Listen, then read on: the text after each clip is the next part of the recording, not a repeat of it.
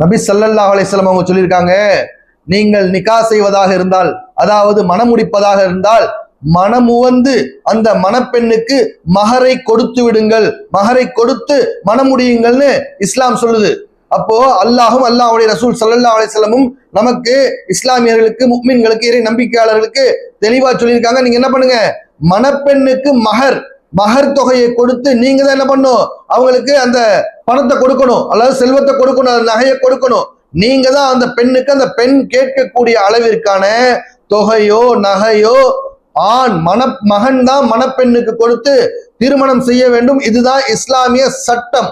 ஆனா இன்னைக்கு ரொம்ப ரொம்ப கவலைக்குரிய ஒரு விஷயமா இருக்குது, நம்முடைய இஸ்லாமிய சமூகத்திலேயே எத்தனையோ மக்கள் என்ன பண்றாங்க, வரதட்சணை வாங்கி கொண்டு நிக்கா செய்யக்கூடிய மிக மிக கேவலமான நிலை இருந்துட்டு இருக்குது. இது மிக கேவலமான செயல்.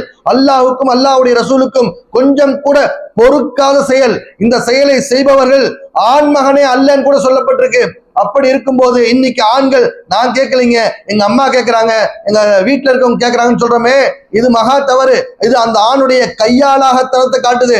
அப்போ எங்க வீட்டுல கேட்கறாங்க, நான் ஒன்னும் பண்ண முடியாதுன்னு சொல்றவன் நாளைக்கு அந்த பெண்ணை வச்சு அந்த தன்னுடைய மனைவியாக ஆன பிறகு அந்த பெண்ணை எப்படி முழுமையாக உள்ளன்போடு நல்ல விதமா பார்த்துக்குவான்னு நம்ம கேரண்டி சொல்ல முடியும். அதனாலதான் இன்னைக்கு கல்யாணத்துக்கு பிறகு புது மணப்பெண்ணாக இருக்கக்கூடிய எத்தனோ மணப்பெண்கள் தற்கொலைக்கு தூண்டப்படுறாங்க அல்லது தற்கொலை செய்து கொள்றாங்க.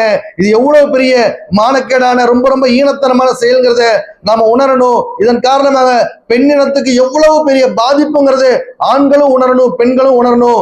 ஒவ்வொரு குடும்பத்தாரும் தெளிவா முடிவெடுத்திருக்கணும். உங்களுடைய பெண்ணை மணமுடிக்க யார் வந்து பெண் கேட்டாலும், எவன் ஒருவன் அல்லது அந்த குடும்பத்தில் இருக்கக்கூடிய யார் வரதட்சணை என்று வாயை திறந்தாலே அவர்களுக்கு பெண்ணை கொடுக்கவே கூடாது. ஏன்?